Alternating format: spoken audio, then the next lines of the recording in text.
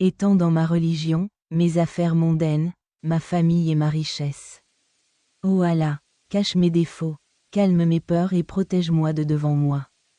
Il me suit, à ma droite, à ma gauche et au-dessus de moi, et je cherche refuge auprès de toi. Ô Allah, d'être englouti sous moi. Cela a été rapporté par Al-Bazar, et l'imam Ahmad y a ajouté. Al-Bayhaqi a rapporté dans Shu'a al-Iman, d'Umar ibn al-Khattab. Quel a l'agré, que le messager d'Allah, que la paix soit sur lui, a dit. Celui qui s'humilie pour l'amour d'Allah, Allah l'élèvera en rang, et celui qui est arrogant, Allah le rabaissera. Al-Tirmidhi a rapporté d'Amr ibn Shuaib de son grand-père que le messager d'Allah, que la paix soit sur lui, a dit. Le jour de la résurrection, les arrogants seront rassemblés comme des fourmis sous la forme d'hommes, humiliés de toutes parts. Ils seront conduits dans une prison de l'enfer appelée Bula, où ils seront obligés de boire du liquide des gens du feu. La création d'Ève, quand Allah, le Tout-Puissant, installa Adam au paradis. Comme le rapportent Ibn Abbas et certains compagnons du prophète, et expulsa Satan du paradis lorsqu'il fut maudit. Adam marcha au paradis en se sentant seul, car il n'y avait pas de compagnon pour lui. Il s'endormit et se réveilla pour trouver une femme assise à côté de lui. Allah l'avait créée à partir de sa côte. Adam lui a demandé, « Qui es-tu » Elle a répondu, « Je suis une femme. » Adam a demandé, « Pourquoi as-tu été créé » Elle a répondu, « Pour être ton compagnon. » Les anges, observant la connaissance d'Adam, lui demandèrent, « Quel est son nom, ô Adam » Il répondit, « Son nom est Ève. » Ils demandèrent, « Pourquoi s'appelait-elle Ève » Il répondit, « Parce qu'elle a été créée à partir d'un être vivant. » Al-Baqarah 35, selon Abu Ishaq.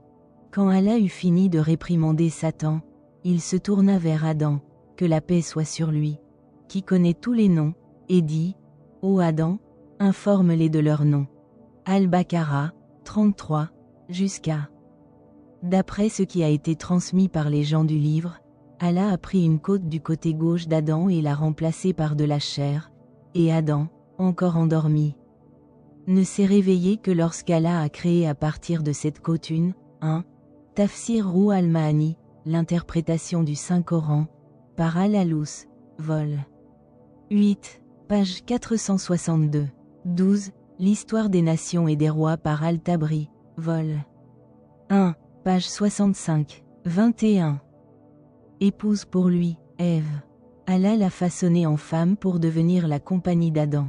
Lorsqu'Adam se réveilla de son sommeil, il la vit à côté de lui et, selon ce que l'on croit, il dit « Ma chair et mon sang, ma femme », quand Allah, le Tout-Puissant, l'a mariée avec lui, comme son épouse.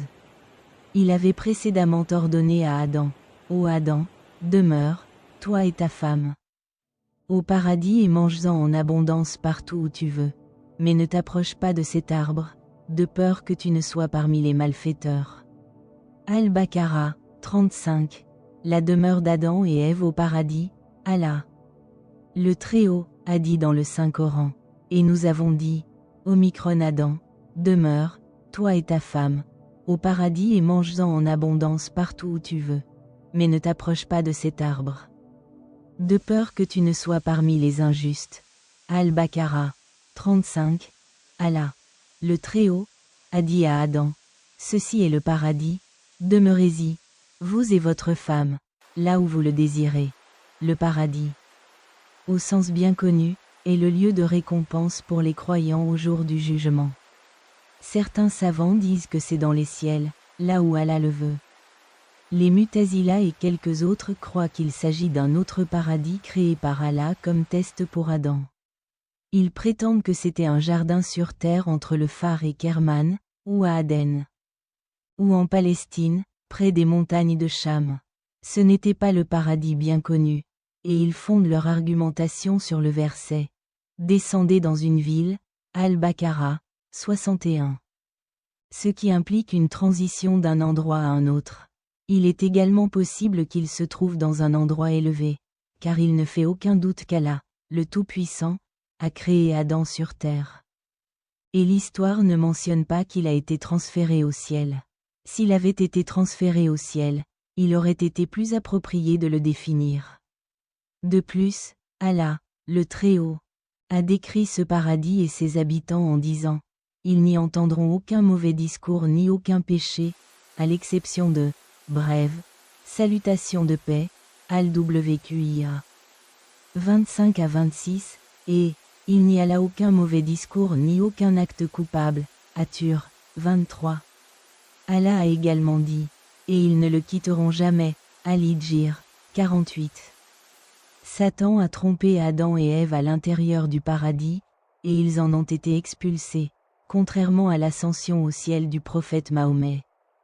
Car le paradis est une demeure de bonheur et de tranquillité éternelle, et non un lieu de responsabilité. Adam a reçu pour instruction de ne pas manger de l'arbre, et Satan entre au paradis pour les tenter. Si le paradis était la demeure du bonheur éternel, Satan n'y serait pas entré. Allah, le 1, Tafsir al-Ma'ani, l'interprétation du Saint-Coran, par Al-Alusi, vol. 1, page 315. 22. Alté, il fait ce qu'il veut, et les preuves sont contradictoires. Il est donc plus sûr et plus approprié de s'abstenir de déterminer son emplacement. Allah, le Très-Haut, a permis à Adam et Ève de manger de tous les arbres du paradis, à l'exception d'un seul. Bien qu'Allah n'ait pas mentionné l'arbre en question, les commentateurs ont évoqué diverses opinions. Cependant, Allah, le Très-Haut, les a avertis que s'ils s'approchent de cet arbre, ils seraient parmi les injustes.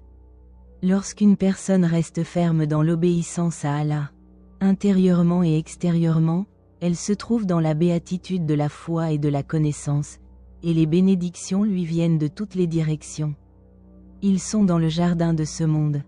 Comme le mentionne le hadith, si vous passez par les jardins du paradis, alors prenez un moment, sur demande, que sont les jardins du paradis? Le prophète répondit, des rassemblements de souvenirs, d'Allah, rapportés par At-Tirmidhi dans Ad-Du'at, la tentation de Satan sur Adam et Ève et leur expulsion du paradis. Après qu'Allah ait installé Adam et sa femme au paradis, il leur a permis de manger de tous les fruits, à l'exception du fruit d'un arbre. C'était une épreuve pour eux, et le décret d'Allah s'accomplirait dans leur cas et dans le sort de leurs descendants, comme Allah Tout-Puissant a dit, et nous avons dit, ô Adam, habite, toi et ta femme, au paradis et mangez-en en aise et abondance partout où vous voudrez. Mais ne vous approchez pas de cet arbre, de peur que vous ne soyez parmi les injustes. Al-Baqara 35. Satan leur a chuchoté à tous les deux jusqu'à ce qu'il leur orne l'acte de manger de l'arbre interdit et les inciter à désobéir à Allah. Ils finissent par en manger et les conséquences de leur désobéissance leur devinrent évidentes. Selon un récit d'Abd al-Razzaq de Ouah ibn Munabi, Satan est entré au paradis par la gueule d'un serpent, qui comptait parmi les meilleures créatures créées par Allah après s'être présenté à de nombreux animaux. Seul le serpent lui permet d'entrer. Lorsqu'il entra, Satan prit de l'arbre ce qu'Allah avait interdit à Adam et à sa femme. Il l'apporta ensuite à Ève et dit, « Regardez cet arbre. Comme son parfum est agréable. Comme son goût est délicieux et comme son aspect est beau. » 23. Il a continué à la tente jusqu'à ce qu'Ève en mange. Elle dit à Adam, « Mange, car j'en ai mangé. » Adam en a également mangé, et ainsi leur désobéissance leur est devenue apparente. Et ils ont acquis les conséquences de leur péché. Certains rapports mentionnent que Satan n'est pas entré physiquement dans Adam après leur expulsion du paradis. Au lieu de cela, il les a séduits par ses murmures diaboliques, son autorité et ses insinuations, qu'Allah lui avait accordées. Le prophète Muhammad, que la paix soit sur lui, a dit, « En vérité, Satan traverse le fils d'Adam comme le sang coule, rapporté dans Sahih al-Bukhari et Sahih Muslim. » Allah dit mieux. Ibn Umar a rapporté du prophète Muhammad, que la paix soit sur lui, qu'il existe 5 animaux qu'il est licite de tuer même dans l'enceinte sacrée. Et parmi eux se trouve le serpent, mentionné dans Sahih al-Bukhari et Sahih Muslim. Abu Ubaïda ibn Abdullah ibn Mas'ud a raconté qu'ils étaient avec le prophète Muhammad, que la paix soit sur lui, à Mina, un endroit à la Mecque, lorsqu'un serpent est apparu devant eux. Et le prophète a dit, tuez-le, une branche et du feu afin que je puisse allumer un feu dessus. Rapporté par Ahmad. Muslim a rapporté d'Abdullah bin Mas'ud qui a dit, nous étions avec le prophète, que la paix soit sur lui, dans une grotte lorsque la sourate Al-Mursalat, les vents, lui a été révélée. Nous étions en train de ramasser les données humides qui en tombaient lorsqu'un serpent est sorti occasionnellement. L'ordre de tuer les serpents est un moyen de prévenir le mal et la peur qu'ils provoquent. Si un serpent présente un danger réel, il faut prendre l'initiative du tuer.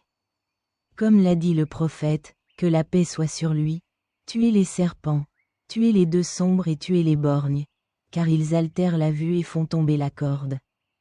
Ce hadith est enregistré dans Sahih al-Bukhari et Sahih Muslim, et le prophète a spécifiquement mentionné ces types de serpents en raison de l'ampleur de leurs dégâts.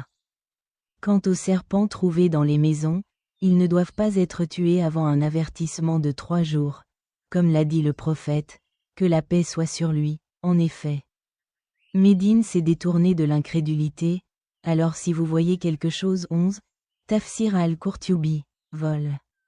1. p. 236, 24.